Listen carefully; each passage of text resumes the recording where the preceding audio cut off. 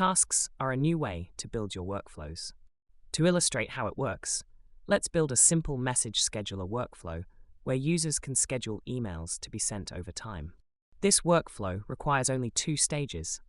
The first stage is a form where the user can input each message and the corresponding day.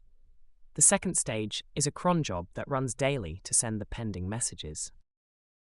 By adding a transition, you inform Abstra that any tasks created in the first stage will be assigned to the following stage.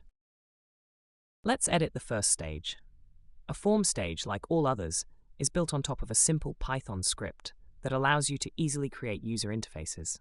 In this example, we need users to send us a list of messages.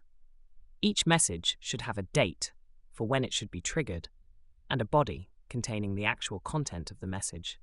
We can achieve this by using Abstra's readList function, which requires a schema of the repeated blocks and provides an interface where users can add them multiple times. By executing this function, you can see in the terminal that the output of the readList function is a list of dictionaries with the correct attributes.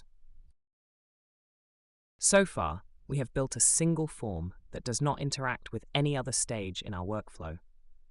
To enable this interaction, we can use the sendTask function. The sendTask function receives a string, known as the task type, and optionally a dictionary with the additional information needed by the subsequent stages, so they can use it to complete the tasks. In this example, we're creating a task called Schedule Message for each message, passing its date and body properties.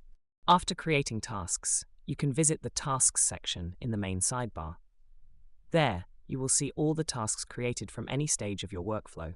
Since the form stage we just created is connected to a job stage, every task sent is directed to the latter. You can view any tasks related to some stage in its editor by clicking on the Tasks tab in the right panel of the editor page. Here, you can see that tasks are split into 2 groups. The first group is what we call pending, which is where any new task starts. Whenever your code performs an action to accomplish a task, you can call the complete method to move this task to the complete section. This functions like a to-do list for your code.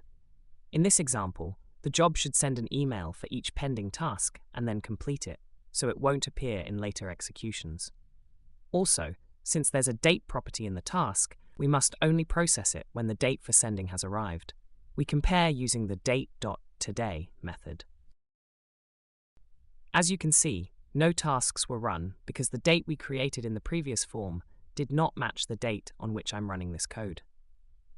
You could test this by manually filling out the form again, but since that's cumbersome, we added a button in the tool that allows you to manually create tasks directly for faster testing.